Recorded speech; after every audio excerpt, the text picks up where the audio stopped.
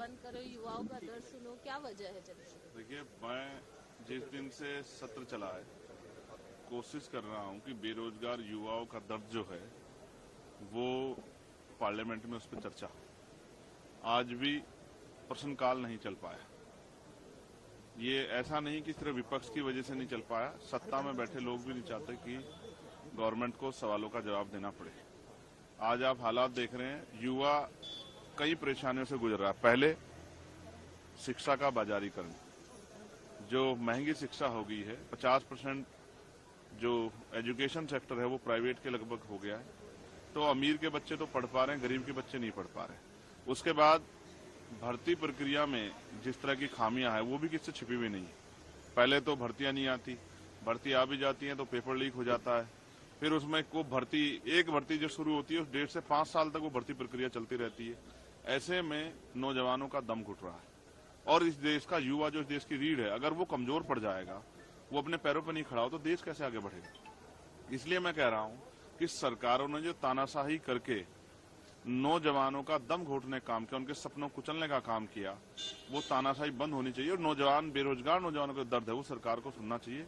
कब मिलेगी नौकरी? 40, 35, 36 साल की उम्र में जाके नौकरी मिल रही है, 32, 34 साल में। जितनी नौकरी का, जितनी दिनों बाद नौकरी मिल रही है उसके बाद वो इतनी जल्दी रिटायर हो जा रहा है।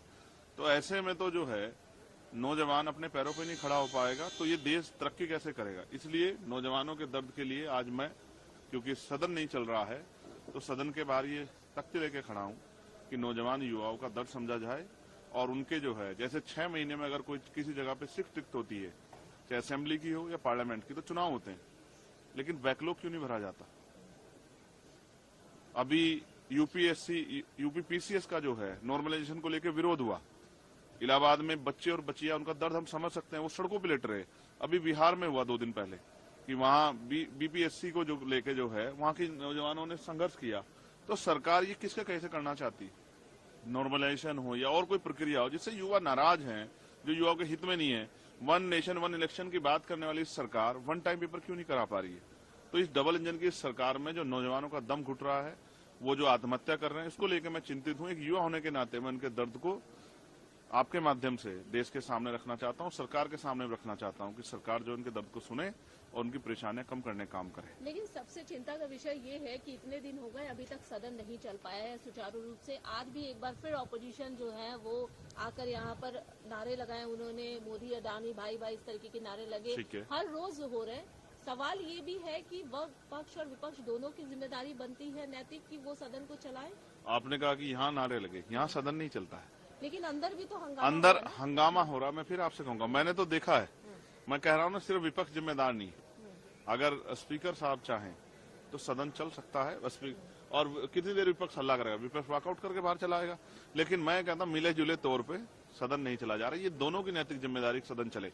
इसमें मैं जिस क्षेत्र से आता हूँ उस क्षेत्र की डिमांड्स रखनी है मुझे, उस क्षेत्र के सवाल उठाने हैं। रोज मौके आते हैं, सदन न चलने के कारण चले जाते हैं। नगीना के लोग परेशान है, वहां का नौजवान, वहां के किसान, वहां की महिलाएं। आज जो है, जो फर्स्ट क्वेश्चन था वो मानव और पशु के संघर्ष पे था। मैंने इस पर सप्लीमेंट्री लगाई थी कि मेरे यहाँ गुलदारों से बहुत लोगों की जान गई है। उत्तर प्रदेश में भेड़ियों ने बहुत सारे लोगों की जान ली है। तो उस पर सरकार से जवाब मांगना था, लेकिन सदन नहीं चला तो क्या करूं, किसको दोष दूं?